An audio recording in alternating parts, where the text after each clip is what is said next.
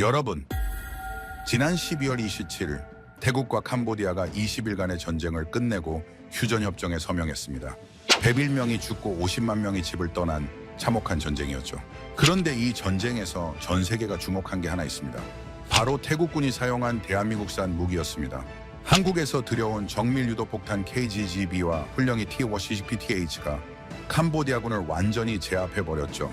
반면 캄보디아가 믿었던 중국제 무기들은 전쟁터에서 줄줄이 고장이 났습니다. 결국 캄보디아는 손을 들 수밖에 없었고 휴전 직후 동남아 국가들이 앞다투어 한국 무기를 사겠다고 나섰습니다. 단 20일간의 전쟁이 아시아 무기 시장을 완전히 뒤바꿔 놓은 겁니다. 도대체 전쟁터에서 무슨 일이 벌어진 걸까요? 태국 공군 기지에서 이 모든 과정을 지켜본 국제 군사 분석가의 증언을 지금부터 들어보겠습니다. 시작에 앞서 좋아요와 구독 눌러주시면 한국의 더 많은 이야기를 소개하는 데에 큰 힘이 됩니다. 안녕하세요. 저는 태국 공군 기지에서 근무하는 국제 군사 분석가 마크 톰슨입니다. 지난 20년간 동남아시아 각국의 군사 작전을 관찰하고 분석하는 일을 해왔습니다. 그동안 수많은 분쟁을 지켜봤지만 올해 12월에 벌어진 태국과 캄보디아의 전쟁만큼 충격적인 건 없었습니다.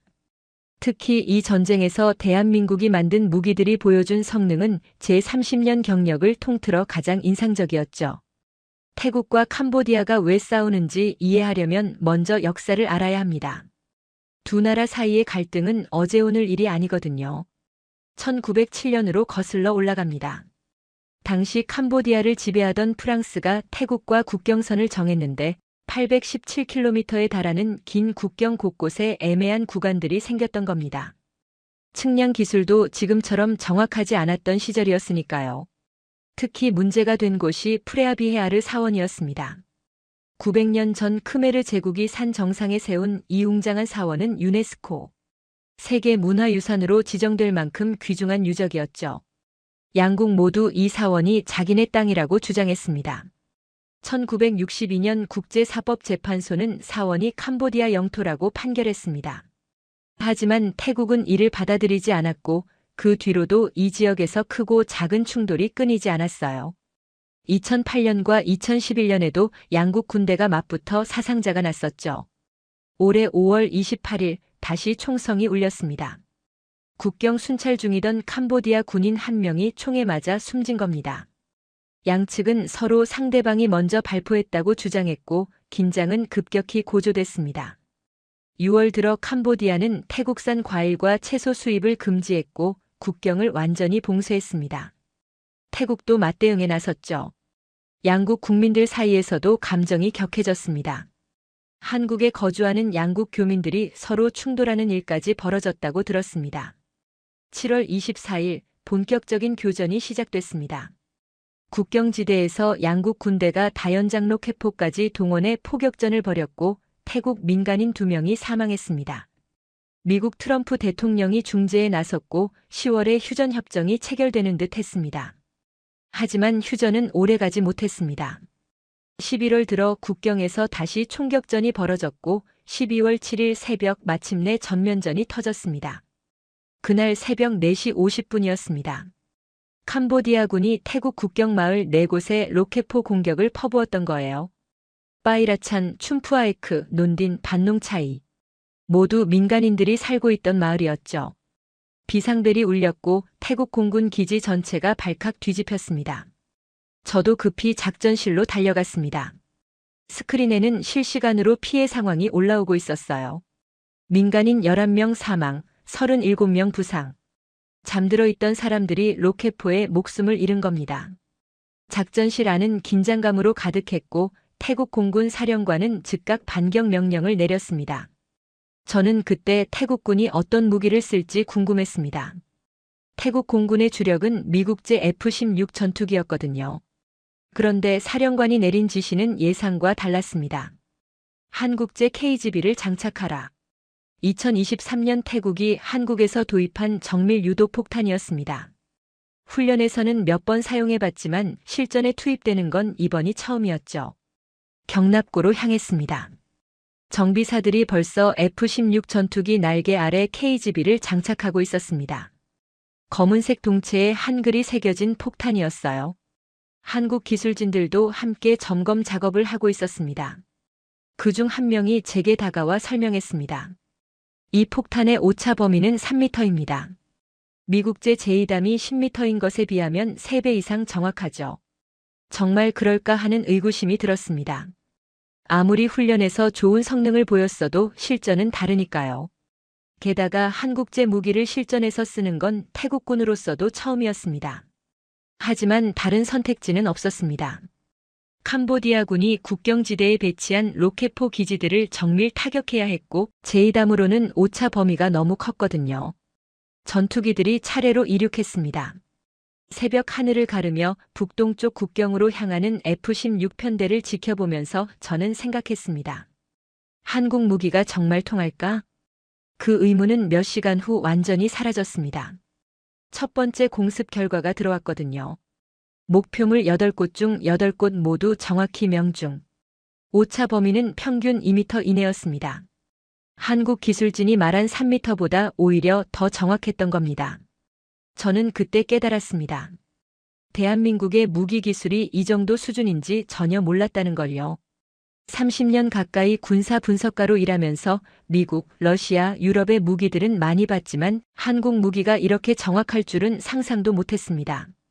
그날 하루에만 태국 공군은 캄보디아군 주요 시설 23곳을 타격했고 모두 성공적이었습니다. 탄약고, 로켓포 기지, 지휘소들이 차례로 무력화됐죠. 반면 캄보디아군 쪽에서는 이상한 일들이 벌어지기 시작했습니다. 중국에서 들여온 무기들에서 문제가 생긴 거예요. 정찰 자료를 분석하다 보니 85식 장갑차가 국경을 넘다가 갑자기 멈춰서는 장면이 포착됐습니다. 엔진에서 검은 연기가 피어올랐고 승무원들이 급히 탈출했죠. 로켓포도 마찬가지였습니다. 발사하려던 순간 제자리에서 폭발하는 사고가 여러 건 발생했어요. 캄보디아군 병사들이 자기네 무기 때문에 다치는 상황이 벌어진 겁니다. 저는 그 광경을 보면서 무기의 신뢰도가 얼마나 중요한지 새삼 깨달았습니다. 아무리 좋은 전략이 있어도 무기가 작동하지 않으면 소용없으니까요. 전쟁 첫날부터 분위기가 확연히 달랐습니다. 태국군은 안정적으로 작전을 수행했고 캄보디아군은 혼란에 빠졌죠. 그리고 이 격차는 시간이 갈수록 더 벌어졌습니다. 이틀째 되던 날 작전실에 긴급 지시가 떨어졌습니다. 목표가 바뀐 겁니다. 원래는 국경지대 로켓포 진지를 타격할 예정이었는데 정찰 위성이 중요한 정보를 포착했다더군요. 캄보디아군이 프레아비 헤아르 사원 바로 옆에 대규모 탄약 보급소를 만들어놨다는 거였습니다. 거리는 정확히 15m. 작전 참모가 위성 사진을 보여줬을 때 저는 깜짝 놀랐습니다. 900년 된 석조 사원 코앞에 군용 트럭들이 줄지어 서 있고 탄약 상자들이 쌓여 있는 게 선명하게 보였거든요. 일부러 세계 문화유산을 방패막이로 쓰고 있었던 겁니다. 태국군이 공격하면 사원이 파괴될 거라고 계산한 거죠. 작전실 분위기가 무거워졌습니다. 만약 사원에 피해를 입히면 국제적 비난이 쏟아질 게 뻔했으니까요. 유네스코 세계 문화유산을 폭격한 나라라는 낙인이 찍히는 순간 태국은 국제사회에서 고립될 수밖에 없었습니다. 그렇다고 포기할 수도 없는 상황이었어요. 저 탄약고에서 바로 전날 태국 마을을 공격한 로켓포들이 제보급을 받고 있었으니까요. 태국 공군 지휘부는 고민에 빠졌습니다. 미국제 제2담으로는 불가능했습니다. 오차 범위가 10m인데 최악의 경우 15m까지 빗나갈 수 있었거든요. 그럼 사원 직격이에요. 회의가 길어지고 있을 때 한국 기술진 중 한 명이 조심스럽게 의견을 냈습니다. KGB라면 가능하다고요. 오차 범위 3m, 최악의 경우에도 5m를 넘지 않는다는 데이터가 있다고 했습니다. 15m 거리면 충분히 안전 마진이 확보된다는 설명이었죠. 하지만 이건 훈련장이 아니라 진짜 전쟁이었습니다. 전날 성공했다고 해서 오늘도 똑같이 성공한다는 보장은 없었어요. 태국 공군 사령관이 결정을 내렸습니다. KGB로 간다고요. 편대가 출격했고 저는 작전실에서 실시간 영상을 지켜봤습니다. 전투기가 고도 8,000m에서 목표 지점을 레이저로 조준하기 시작했어요. 화면에는 사원과 탄약고가 함께 보였습니다. 둘 사이의 거리가 얼마나 가까운지 실감이 났죠. 폭탄이 투하됐습니다. 17초간 낙하하는 동안 작전실 안은 숨소리조차 들리지 않을 만큼 조용했습니다. 모두가 화면만 응시하고 있었어요. 폭탄의 유도 날개가 미세하게 움직이면서 궤도를 수정하는 게 보였습니다. 목표 지점을 정확히 향하고 있었죠. 그리고 섬광이 번쩍였습니다. 폭발 지점을 확인하는 순간 작전실에서 환호성이 터져 나왔습니다. 탄약고 정중앙이었어요. 그리고 15m 옆에 있는 프레아비헤아르 사원은 그대로 서 있었습니다. 먼지 하나 뒤집어 쓰지 않은 채로요. 2차 폭발이 시작됐습니다. 탄약고에 쌓여있던 로켓포 탄두들이 연쇄적으로 터지면서 불기둥이 하늘로 치솟았어요. 충격파가 사방으로 퍼져나갔지만 사원은 여전히 무사했습니다. 저는 그 광경을 보면서 믿을 수가 없었습니다. 900년 된 석조 건축물이 폭발의 열기 속에서도 꿋꿋이 서 있는 모습이 경이로웠거든요. 레이저 측정 결과가 나왔습니다. 오차 범위 1.8m. 한국 기술진이 말한 3m보다 훨씬 더 정확했던 겁니다. 두 번째, 세 번째 전투기도 차례로 폭탄을 투하했고 결과는 똑같았습니다. 목표물만 정확히 타격하고 주변 시설은 건드리지 않았어요. 네 발 모두 명중. 오차 범위는 모두 3m 이내였습니다. 국제 언론들이 이 소식을 대서특필했습니다. 세계 문화유산 옆 정밀 타격이라는 제목으로 뉴스가 나갔고 군사 전문가들 사이에서 화제가 됐죠. 저도 30년 경력 동안 이런 정밀도는 처음 봤습니다. 미국, 러시아, 유럽의 어떤 무기도 이 정도로 정확하지는 못했거든요. 캄보디아 정부는 즉각 항해 성명을 냈습니다. 태국이 세계 문화유산을 위협했다고 비난했지만 위성 사진이 모든 걸 증명했어요. 사원은 손톱만큼의 손상도 없었으니까요. 오히려 국제사회는 태국의 정밀 타격 능력에 주목하기 시작했습니다. 어떻게 15m 거리에서 한쪽만 정확히 폭격할 수 있느냐는 질문이 쏟아졌죠.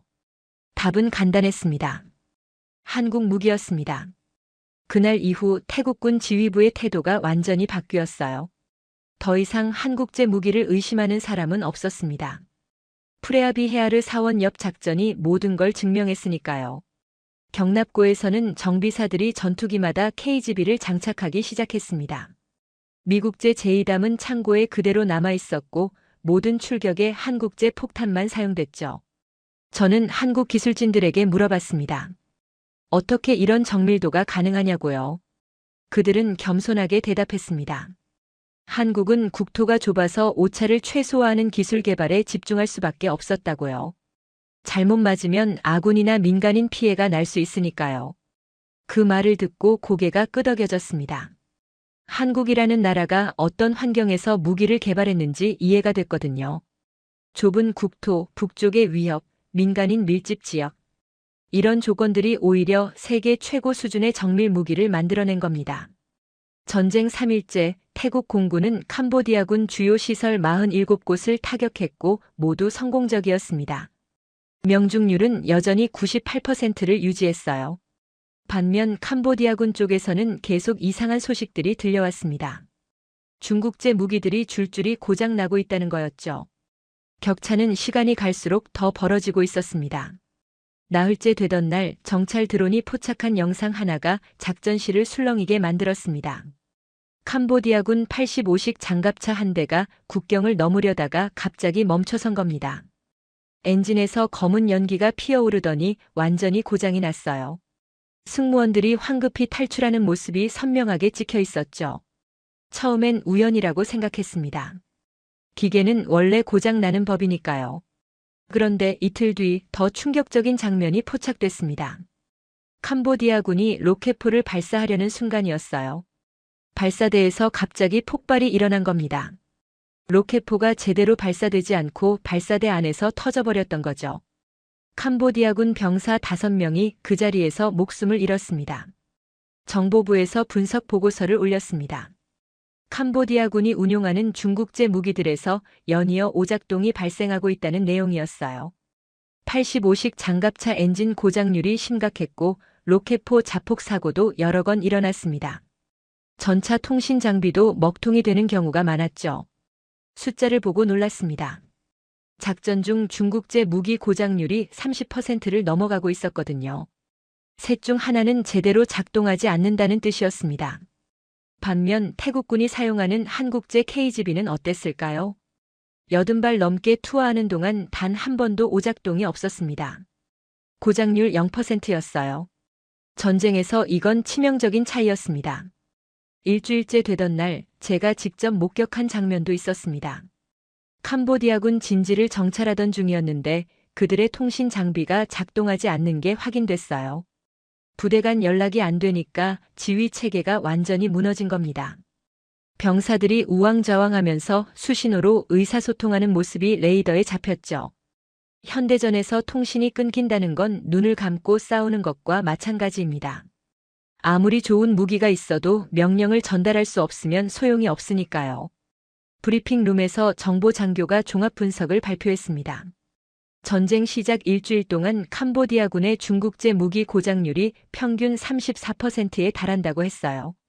장비 3개 중 하나는 제대로 작동하지 않는다는 뜻이었죠. 반대로 태국군이 사용하는 한국제 무기는 달랐습니다. KGB 명중률 98%, 고장률 0%. 숫자가 모든 걸 말해줬어요. 저는 그동안 군사 분석가로 일하면서 중국제 무기들을 많이 봐왔습니다. 가격이 저렴하고 성능도 나쁘지 않다는 평가를 받아왔죠. 하지만 실전은 달랐습니다. 훈련장에서는 괜찮아 보였던 무기들이 진짜 전쟁터에서는 제 성능을 내지 못했던 겁니다.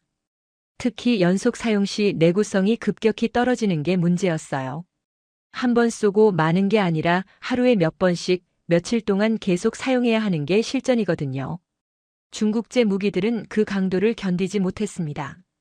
반면 한국제 무기는 달랐어요. 하루에도 수십 번씩 출격하는 전투기에 장착돼도 문제가 없었고 명중률도 변함없이 유지됐습니다. 이건 단순히 기술력의 차이가 아니었습니다. 실전 경험의 차이였죠. 한국은 휴전선을 마주하고 있는 나라입니다. 언제든 전쟁이 일어날 수 있다는 긴장감 속에서 무기를 개발해왔어요. 그러니 실전 환경을 철저히 고려할 수밖에 없었던 겁니다. 중국은 어땠을까요? 마지막 전쟁이 1979년 베트남전이었습니다. 그 뒤로 실전 경험이 거의 없었죠. 무기를 개발하고 수출은 했지만 진짜 전쟁터에서 검증받을 기회가 없었던 겁니다. 이번 태국 캄보디아 전쟁이 그 차이를 적나라하게 드러냈습니다. 열흘째 되던 날 캄보디아군 내부에서 동요가 시작됐다는 정보가 들어왔습니다. 병사들이 자기네 무기를 믿지 못하겠다고 불만을 토로하고 있다더군요. 로켓포를 발사하려다 자폭할까 봐 두렵다는 거였어요. 군대에서 무기에 대한 신뢰가 무너진다는 건 치명적입니다. 전투 의지 자체가 꺾이는 거니까요. 반면 태국군 사기는 하늘을 찔렀습니다. 한국 무기에 대한 신뢰가 확고했거든요. 폭탄 한 발 쏘면 백발백중이니까 자신감이 넘칠 수밖에요. 저는 작전실에서 이 모든 걸 지켜보면서 깨달았습니다. 전쟁은 단순히 숫자로 결정되는 게 아니라는 걸요. 병력이 많고 무기가 많다고 이기는 게 아니었습니다. 무기가 제대로 작동하느냐, 병사들이 그 무기를 믿느냐가 승패를 갈랐던 겁니다. 캄보디아는 중국제 무기를 믿었지만 그 믿음은 전쟁터에서 산산조각 났습니다. 태국은 한국제 무기를 선택했고 그 선택이 옳았다는 게 매일매일 증명되고 있었어요. 2주가 지나갈 무렵 전세는 완전히 기울었습니다. 캄보디아군 전력의 절반 이상이 무력화됐고 남은 부대들도 제대로 작전을 수행할 수 없는 상태였죠. 중국 정부는 침묵했습니다. 자국 무기의 신뢰도가 바닥으로 떨어지는 걸 지켜볼 수밖에 없었어요. 동남아 국가들도 주목하기 시작했습니다. 중국제 무기의 실전 성능이 이 정도밖에 안 된다는 게 만천하에 드러난 거니까요. 반대로 한국 무기에 대한 관심은 폭발적으로 높아졌습니다. 2주째 되던 어느 날 작전 회의에서 심각한 문제가 제기됐습니다. 전투기가 부족하다는 거였어요. 태국 공군의 F-16은 총 18대였습니다. 그중 항상 작전 가능한 건 14대 정도였고 나머지는 정비 중이거나 대기 상태였죠. 2주 동안 하루 평균 30번씩 출격했으니 기체당 하루 2번 이상 날아간 셈이었습니다. 조종사들도 지쳐가고 있었어요. 제대로 잠을 잔 날이 며칠 안 됐고 출격하고 돌아오면 다시 임무 브리핑 받고 또 출격하는 패턴이 반복됐거든요. 편대장이 말했습니다. 이 속도로 가면 조종사들이 먼저 쓰러질 거라고요. 기체도 한계에 도달하고 있다고 했죠. 사령관이 물었습니다. 해결 방법이 있느냐고요. 회의실에 무거운 침묵이 흘렀습니다. 전투기를 급히 더 들여올 수도 없고 조종사를 단기간에 양성할 수도 없었으니까요. 그때 작전 참모가 조심스럽게 의견을 냈습니다. 경납고 한쪽에 세워둔 한국산 훈련기들을 투입하면 어떻겠냐고요. T-50이라는 기종이었습니다. 신입 조종사들 교육용으로 써왔던 기체였죠. 처음엔 말도 안 된다는 반응이 나왔습니다. 훈련기를 전투에 투입한다고요? F-16 같은 제대로 된 전투기도 부족한 판에 훈련기로 싸우라는 겁니까? 하지만 한국 기술진이 설명하기 시작했습니다. T-50은 단순 훈련기가 아니라 경공격기로도 설계됐다고요. 최대 속도가 음속의 1.5배이고 전투 행동 반경이 1000km에 달한다고 했습니다. 무장 탑 재량도 4.5톤이나 됐어요. 스펙만 놓고 보면 경전투기와 비슷한 수준이라는 설명이었죠. 그리고 가장 중요한 건 KGB를 장착할 수 있다는 점이었습니다. 날개 아래 하드 포인트에 500kg급 폭탄 장착이 가능하고 KGB가 정확히 그 무게라고 했어요. 레이더 경보 수신기도 달려있고 야간 투시 장비도 장착할 수 있다고 했습니다. 심지어 공대공 미사일까지 달 수 있다더군요. 저는 그 말을 듣고 놀랐습니다. 이건 훈련기가 아니었어요. 사실상 경전투기였던 겁니다. 단지 태국 공군이 교육용으로만 써왔을 뿐이죠. 한국 기술진이 덧붙였습니다. 필리핀 공군이 이미 실전 경험이 있다고요. 이슬람 반군 소탕 작전에 투입했는데 성공적이었다고 했습니다. 태국 공군이 보유한 T-50은 총 12대였습니다. 그중 10대는 지금 당장 전투 투입이 가능하다고 했어요. 10대면 F-16 편대 하나와 맞먹는 전력이었습니다. 항공 전력이 순식간에 50% 증가하는 셈이죠. 사령관이 결정을 내렸습니다. T-50 첫 실전 투입을 승인한다고요. 날짜는 며칠 뒤로 잡혔습니다. 목표는 캄보디아 국경지대 범죄 단지와 군사시설 23곳이었어요. 경납고에서 정비사들이 T-50에 KGB를 장착하기 시작했습니다. 훈련기 날개 아래 정밀 유도폭탄이 매달리는 모습이 낯설었어요. 하지만 이상하게 잘 어울렸습니다. 마치 원래 그렇게 쓰라고 만든 것처럼요. 한국 기술진이 제 옆에 섰습니다. 그가 말했어요. 오늘이 T-50의 진짜 가치를 보여줄 날이 될 거라고요. 저는 그 말을 믿기로 했습니다. KGB가 증명했던 것처럼 T-50도 증명할 거라고요. 출격 당일 새벽 브리핑룸은 평소보다 더 분주했습니다. F-16 조종사들뿐 아니라 T-50 교관 조종사들까지 모두 모였으니까요. T-50 편대장은 50대 초반의 베테랑이었습니다. 20년 넘게 복무한 사람이었죠. 그의 얼굴에는 긴장감이 역력했습니다. 당연했어요. 오늘이 훈련기를 전투에 투입하는 첫날이니까요. 작전 참모가 지도를 펼쳤습니다. 빨간 점 23개가 표시돼 있었어요. 오늘의 목표들이었습니다. 카지노 단지, 범죄 단지, 로켓포 진지 5곳, 탄약 보급소 8곳, 지휘소 7곳, T-50 6대로 하루 안에 모두 무력화해야 한다고 했습니다. 기체당 4개씩이라는 뜻이었어요. 각 기체가 여러 차례 출격해야 한다는 거였죠. 1차 출격으로 폭탄 2발 투하 귀환해서 재무장 다시 출격. 이 패턴을 반복하면 된다고 했습니다. 저는 속으로 계산했어요. 기체당 최소 3회에서 4회 출격, 총 출격 횟수는 20회 정도. 하루 만에요. 이건 F-16으로도 빡빡한 스케줄인데 T-50으로 가능할까요? 한국 기술진이 자리에서 일어났습니다. T-50 엔진은 연속 출격에 최적화돼 있다고 했어요. 정비 시간이 F-16보다 30% 짧다고 했습니다. 브리핑이 끝나고 경납고로 이동했습니다. T-50 6대가 이미 정비를 마친 상태로 대기하고 있었어요. 하얀색과 파란색 도색, 날개 아래 매달린 KGB. 훈련기가 아니었습니다. 완전히 전투기였어요. 조종사들이 차례로 조종석에 올라탔습니다. 헬멧을 쓰고 안전벨트를 매고 계기판을 점검했죠. 엔진 시동 소리가 경납고에 울려 퍼졌습니다. T-50 6대의 엔진이 동시에 돌아가기 시작했어요. F-16보다 조금 더 높은 음이었죠. 하지만 힘차고 안정적인 소리였습니다. 관제탑에서 이륙 허가가 떨어졌습니다. 첫 번째 T-50이 활주로에 진입했어요. 가속하더니 활주 거리 500m 만에 하늘로 솟아올랐습니다. F-16보다 짧았어요. 두 번째, 세 번째, 네 번째 기체도 차례로 이륙했습니다. 6대 모두 하늘에 뜨는데 5분도 안 걸렸어요. 편대는 북동쪽으로 향했습니다. 캄보디아 국경까지 40km. T-50들이 음속의 0.9배로 순항하고 있었어요. 빠른 속도였죠. 훈련기라는 게 믿기지 않을 정도로요. 목표 구역 10km 전방 공격 대형으로 전환했습니다. T-50 6대가 흩어지면서 각자 목표를 향했어요. 첫 번째 T-50이 KGB를 투하했습니다.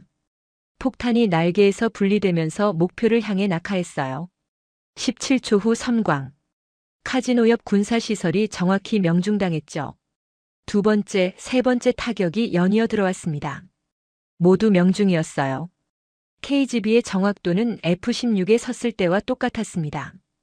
플랫폼이 바뀌어도 성능은 변하지 않았던 거죠. 1차 공습이 끝나고 T-50 편대가 귀환했습니다. 기지까지 돌아가는데 10분. 착륙하자마자 정비사들이 달려들었어요. 재금유 재무장. 한국기술진 말대로 정비 시간이 빨랐습니다. 25분 만에 6대 모두 다시 출격 준비를 마쳤어요. 2차 출격, 3차 출격, 4차 출격. T-50들은 쉬지 않고 날아올랐습니다. 오전에만 20회 출격했어요. 오후에도 계속됐죠. 해가 지고 어두워졌지만 멈추지 않았습니다. 야간 장비를 켜고 계속 날았어요. 하루가 끝날 무렵 결과가 나왔습니다. 40회 출격, 23개 목표 완전 무력화. 그리고 단 한 대의 손실도 없었어요. 경미한 피해조차 없었습니다. 마지막 편대가 귀환했습니다. 편대장이 조종석에서 내리면서 헬멧을 벗었어요. 그의 얼굴에는 땀이 흥건했지만 미소가 번졌죠. 사령관이 활주로로 나왔습니다. 악수하면서 말했어요. 훈련기가 전쟁을 바꿨습니다. T-50이 성공을 거둔 다음 날 작전 목표가 조금 특이해졌습니다. 이번에는 군사시설이 아니라 카지노와 범죄 단지들이 주요 타격 대상이었거든요. 오스막과 포이팩, 캄보디아 국경지대에 있는 대규모 카지노 단지들이었습니다. 처음 들었을 때 의아했어요. 왜 민간 시설인 카지노를 폭격하냐는 거였죠. 하지만 태국 정보부가 올린 자료를 보고 이해가 됐습니다. 이 카지노들은 겉으로만 민간 시설이었어요. 실제로는 캄보디아군 군사기지로 쓰이고 있었던 겁니다. 위성 사진을 보니 카지노 건물 뒤편에 자폭 드론들이 줄지어 보관돼 있었습니다. 로켓포 발사대도 숨겨져 있었고요. 심지어 일부 건물은 아예 지휘소로 쓰이고 있었어요. 태국 측 주장에 따르면 이 단지들에서 저격수들이 국경을 넘어 태국 마을을 공격하고 있다고 했습니다. 국제법상 군사시설로 쓰이는 곳은 민간시설이라도 공격 대상이 될 수 있었습니다. 하지만 문제가 있었어요. 카지노 건물 자체를 폭격하면 민간인 피해가 날 수 있다는 거였죠. 태국 정부는 신중하게 접근했습니다. 카지노 건물은 건드리지 말고 뒤편에 숨겨진 군사시설만 정밀 타격하라는 명령을 내렸어요. 이건 또 다른 차원의 정밀도가 필요한 작전이었습니다. 오스막 카지노 단지부터 시작됐습니다. 화려한 조명의 카지노 건물에서 50m 떨어진 곳에 군사시설 7개가 숨겨져 있었어요. F-16과 T-50 편대가 함께 출격했습니다. 저는 작전실에서 실시간 영상을 지켜봤어요. 드론 카메라가 목표 지역을 비추고 있었습니다. 카지노 건물은 여전히 불이 켜져 있었고 사람들이 드나들고 있었어요. 그 뒤편 50m 거리에 군용 트럭들이 줄지어 서 있었죠. KGB가 투하됐습니다. 첫 번째 폭탄이 정확히 드론 보관소를 타격했어요. 2차 폭발이 일어나면서 자폭 드론 48대가 한꺼번에 터졌습니다. 불기둥이 치솟았지만 50m 앞 카지노 건물은 멀쩡했어요. 두 번째, 세 번째, 네 번째 폭탄도 차례로 떨어졌습니다. 로켓포 발사대, 탄약 창고, 지휘 벙커가 연달아 파괴됐죠.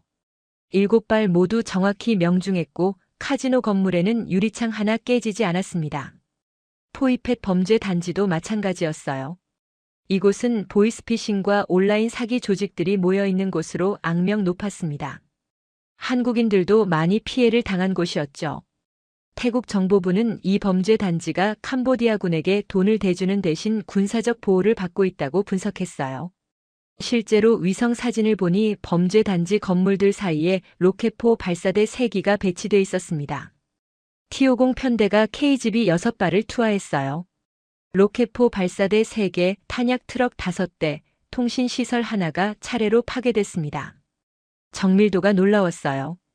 건물과 건물 사이 좁은 공간에 있는 군사 장비만 골라서 타격한 겁니다. 범죄 단지 건물들은 손상 하나 없이 그대로 서 있었어요. 작전이 끝나고 태국 정부는 폭격 영상을 공개했습니다. 국제사회에 보여주기 위해서였죠. 태국군은 민간 시설을 공격하지 않았고 오직 군사 목표물만 정밀 타격했다는 걸 증명하기 위해서요. 영상이 공개되자 반응이 엇갈렸습니다. 인권단체들은 카지노와 범죄 단지라도 민간 지역 인근 폭격은 위험하다고 비판했어요. 하지만 군사 전문가들은 다른 반응을 보였습니다. 이 정도 정밀도면 부수적 피해를 최소화하면서도 군사 목표를 달성할 수 있다고 평가했죠. 특히 주목받은 건 한국 무기였습니다. 50m 거리에서 한쪽만 폭격하고 다른 쪽은 건드리지 않는다는 게 얼마나 어려운 일인지 전문가들은 알고 있었거든요. 미국제 무기로도 이런 정밀도는 달성하기 어렵다는 분석이 나왔어요. 캄보디아 정부는 즉각 항해 성명을 냈습니다. 태국이 민간 지역을 무차별 폭격했다고 주장했죠. 하지만 위성 사진과 드론 영상이 모든 걸 증명했습니다. 카지노와 범죄 단지 건물들은 멀쩡했고 오직 군사시설만 파괴됐어요. 국제사회도 점차 태국 편을 들기 시작했습니다. 캄보디아가 민간 시설을 군사기지로 악용했다는 증거가 명백했으니까요. 며칠 동안 계속된 작전으로 국경지대 카지노와 범죄 단지에 숨겨진 군사시설들이 거의 다 무력화됐습니다. 자폭 드론 100대 이상, 로켓포 발사대 15기, 탄약 보급소 20곳이 사라졌어요. 캄보디아군 입장에서는 치명적이었습니다. 국경 공격의 전진 기지를 잃은 셈이었으니까요. 저는 작전실에서 이 과정을 지켜보면서 감탄했습니다.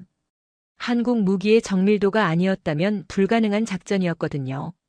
조금이라도 오차가 크면 민간 시설이 파괴됐을 테고 그랬다면 태국은 국제적 비난을 받았을 겁니다. 하지만 KGB는 해냈어요. 50m 거리에서 한쪽만 정확히 타격하는 기적을 보여줬죠. 이 작전 이후 태국군에 대한 국제사회의 시선이 바뀌었습니다. 무차별 폭격이 아니라 정밀 타격을 하는 프로페셔널한 군대라는 평가를 받기 시작했어요. 그리고 그 뒤에는 한국 무기가 있었습니다. 전쟁 2주째가 넘어가면서 캄보디아군 쪽에서 이상한 움직임들이 포착되기 시작했습니다. 정찰 드론이 찍은 영상을 보니 국경지대에 배치됐던 부대들이 후방으로 이동하고 있었어요. 처음엔 전술적 재배치인 줄 알았습니다. 공격받은 지역에서 물러나 새로운 방어선을 구축하는 건 흔한 일이니까요. 그런데 규모가 심상치 않았어요. 부대 하나 둘이 아니라 국경 전역에서 동시다발적으로 철수가 일어나고 있었습니다. 정보부에서 긴급 보고를 올렸어요. 캄보디아 사령부가 국경 부대들에게 20km 후방으로 철수하라는 명령을 내렸다는 겁니다. 통신 감청으로 확인된 내용이었죠. 작전실이 술렁였습니다. 20km 후퇴라는 건 단순한 전술 조정이 아니었어요. 사실상 전선을 포기한다는 뜻이었거든요. 정보 장교가 상황을 분석했습니다. 2주간의 전투로 캄보디아군 탄약 보급소의 87%가 파괴됐다고 했어요. 로켓포 전력은 76%가 손실됐고요. 국경 지휘소들도 완전히 마비 상태였습니다. 더 이상 전쟁을 계속할 능력이 없다는 판단을 내린 거였죠. 저는 그 숫자들을 보면서 놀랐습니다. 단 2주 만에 전력의 절반 이상을 잃었다는 게 믿기지 않았거든요. 하지만 매일 작전실에서 지켜본 결과를 생각하면 이해가 됐어요. 태국군은 하루도 쉬지 않고 KGB로 캄보디아군 시설들을 정밀 타격했습니다. F-16과 T-50이 번갈아가며 출격했고 명중률은 계속 98%를 유지했어요. 2주 동안 투하한 KGB가 150발이 넘었습니다. 그중 150발 이상이 목표를 정확히 타격했죠. 오차 범위는 평균 2.5m였어요. 반면 캄보디아군은 어땠을까요?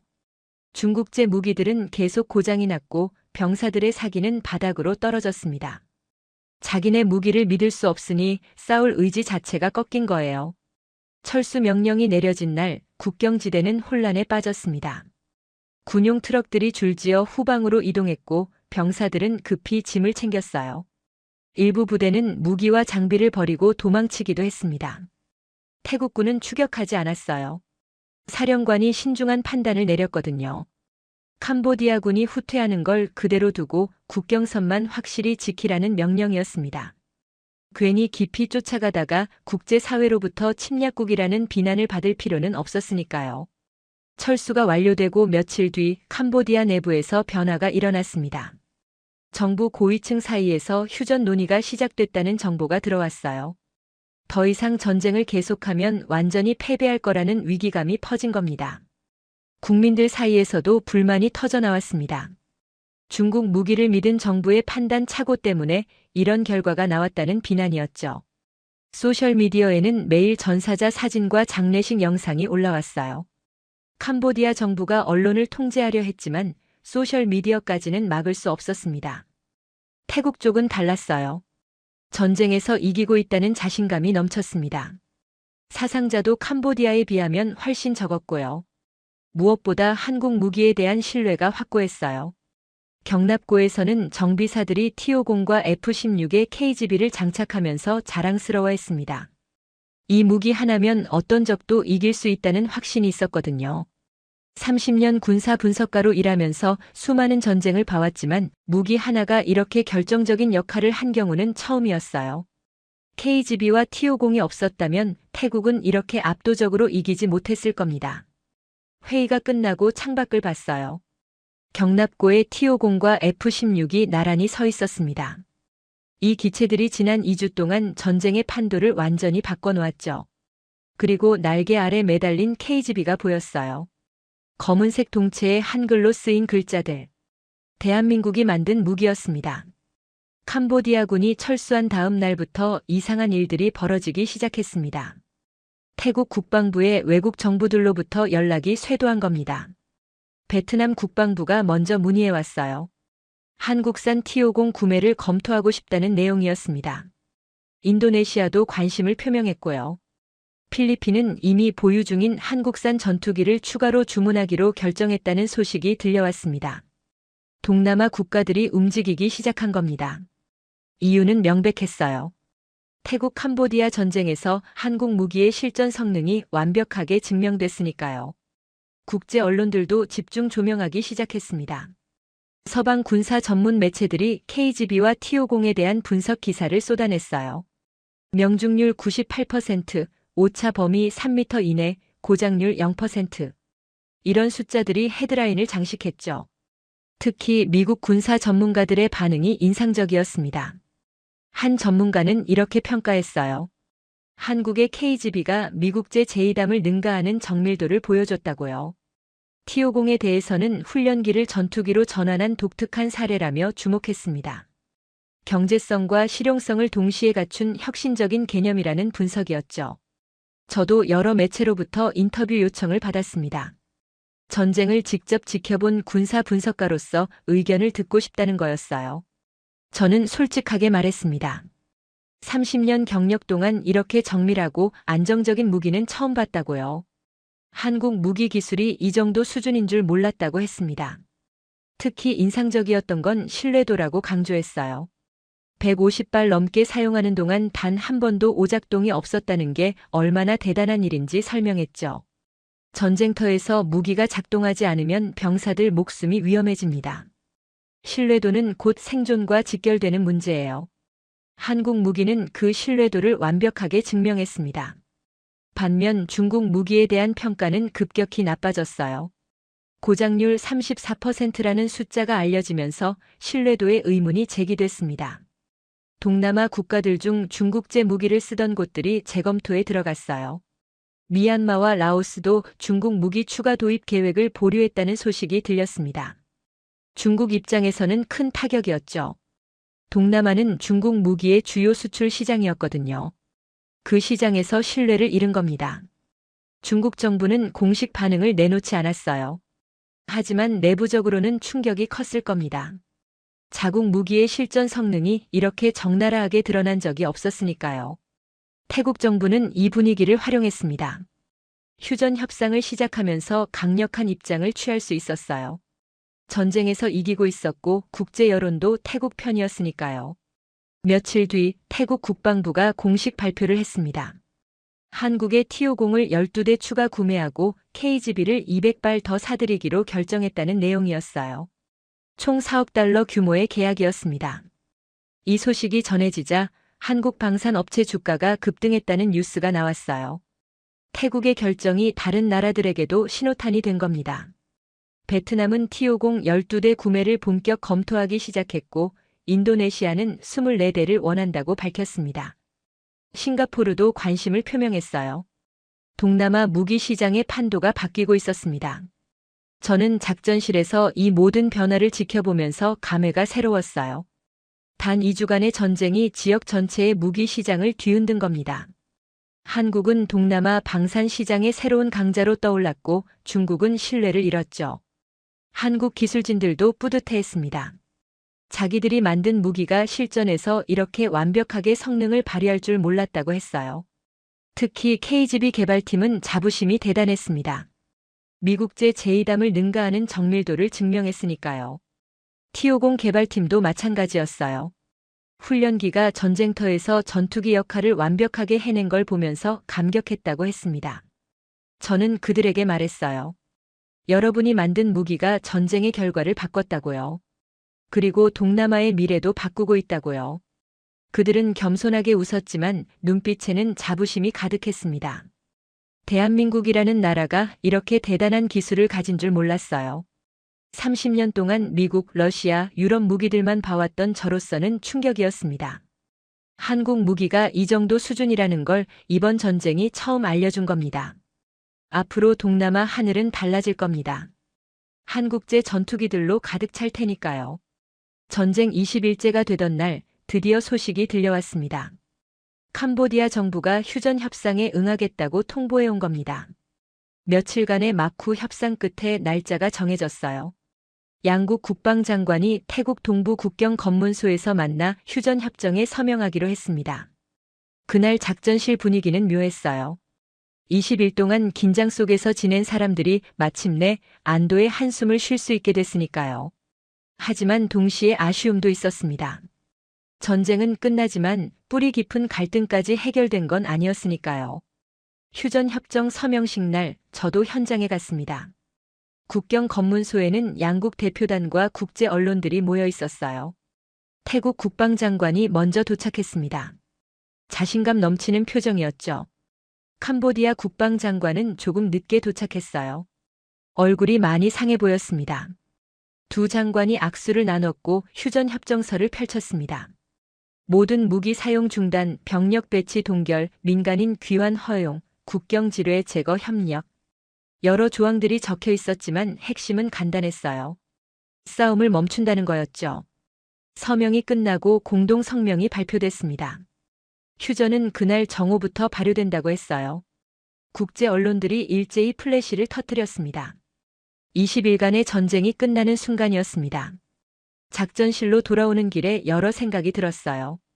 101명이 목숨을 잃었고 50만 명이 집을 떠나야 했던 전쟁. 하지만 이 전쟁이 남긴 건 단순히 인명 피해만이 아니었습니다.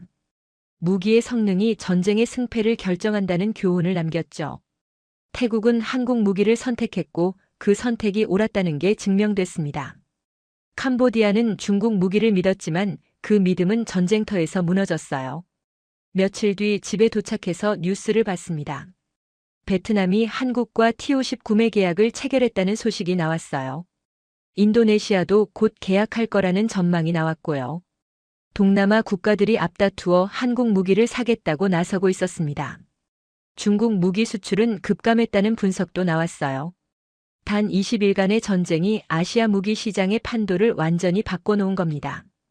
저는 30년 군사 분석가로 일하면서 많은 전쟁을 봤습니다. 하지만 이번 전쟁만큼 인상적인 건 없었어요. 무기 하나가 이렇게 결정적인 역할을 할 수 있다는 걸 처음 봤으니까요. 그리고 그 무기를 만든 나라가 대한민국이었습니다. 작은 나라지만 위대한 기술을 가진 나라. 전쟁터에서 그 위대함을 똑똑히 봤습니다. 앞으로 동남아 하늘에는 한국 전투기들이 날아다닐 겁니다. 그 기체들이 평화를 지킬 거예요. 20일간의 전쟁이 저에게 가르쳐준 교훈입니다. 대한민국의 기술이 세계를 바꾸고 있다는 것. 그 자랑스러운 현장을 제가 직접 목격했습니다. 오늘 사연은 여기까지입니다. 캄보디아 백기 들게 만든 대한민국 기술력 스토리 어떠셨나요? 사연의 주인공에게 응원의 댓글을 남겨주세요. 지금까지 감동정거장에서 사연 전해드렸습니다. 사연이 마음에 드셨다면 좋아요와 구독 부탁드립니다. 시청해주셔서 감사합니다.